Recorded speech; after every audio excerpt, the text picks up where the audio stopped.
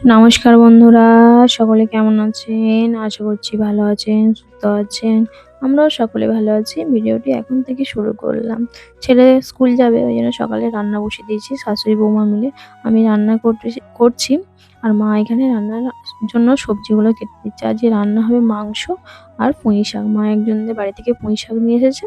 পুঁই শাক, আলু, মাংসের আলু, আদা, রসুন, পেঁয়াজ এগুলো সব কুচিয়ে দিচ্ছে।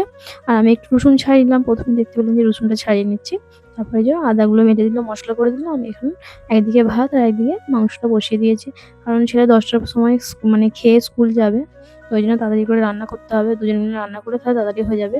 আর মা যেহেতু দোকানে গেছিল মাংসটা আনতে, একটু দেরি হয়ে যায়। ওই জন্য ওই জন্যই মা সবজিগুলো কেটে দিচ্ছে, নাহলে আমাকে একলা হাতেই সবটা মানে কেটে মেটে নিতে হয় রান্নার জন্য। রান্না জোগাড় করে তারপরে আমি রান্নায় বসাই। আজকে যেহেতু দেরি হয়ে গেছে ওই জন্য মা সব মানে সবজিগুলো কেটে দিচ্ছে। একটু আমার সাহায্য হলো, মানে হাতে হাতে কি একটু সাহায্য করে দিলে খুব ভালো হয়। নাহলে একা হাতে মানে সমস্ত করতে গেলে একটু মানে কষ্টও হয়, আর একটু মানে তাড়াতাড়ি করে করতে হয়। একটা হয়তো একটা হয়ে ওঠে না। প্রত্যেক দিনে একই কাজ, একই রুটিন। কিন্তু একেকদিন ভাবি যে রান্না বসাবো না, পরেই বসাবো। কিন্তু ছেলেটা না, যদি রান্না ঠিক টাইমে না করি, ছেলেটা হয়তো দেরি হয়ে যাবে। আবার স্কুলে নিয়ে যাবো। এসে আর রোদ গরমে রান্না করতে ভালো লাগে না। একেকদিন কষ্টও হয়, ক্লান্তিও এসে যায়। কিন্তু এই তো নাম জীবন। কষ্টও আছে, সুখ আছে, হাসি আছে। সব মিলিয়ে একটা জীবন চলে।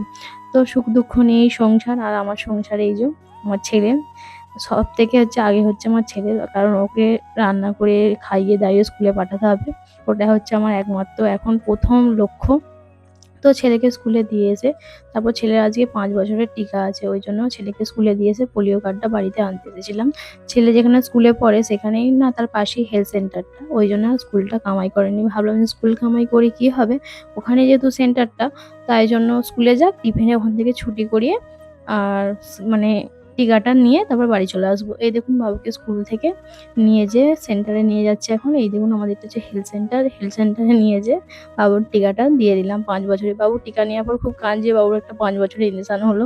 খুব কান্নাকাটি করছে। বলছে, "তুমি কেন আমায় নিয়ে এলে?" দেখতে পাচ্ছেন সারা রাস্তা কেঁদে কেঁদে বাড়ি আসছে। তারপর বললাম, স্কুলে চলো, স্কুল থেকে ব্যাগটা যেয়ে নিয়ে আসো। স্যারকে তো ১ম এ বলেইছিলাম যে ওর আজকে টিকা আছে ৫ বছরের, তাহলে ওকে টিফিনে ছেড়ে দেবেন। স্যার বলছে, "ঠিক আছে ছেড়ে দেবো, আপনি নিয়ে চলে যাবেন।" তো এই দেখুন ছুটি করে বাড়িতে নিয়েছে। তারপর ওকে ভাত খাইয়ে, আর বলেছিল যে জ্বর আসতে পারে, জলপটি আর জ্বরের ওষুধ বাড়িতে থাকলে খাইয়ে দেবেন। এই দেখুন বাবুকে খাইয়ে দিচ্ছে এখন। চলুন ভিডিওটা এইখানেই শেষ করলাম। দেখা হচ্ছে পরের একটি ভিডিওটা ভালো লাগলে লাইক করবেন, কমেন্ট করবেন, চ্যানেলটিকে সাবস্ক্রাইব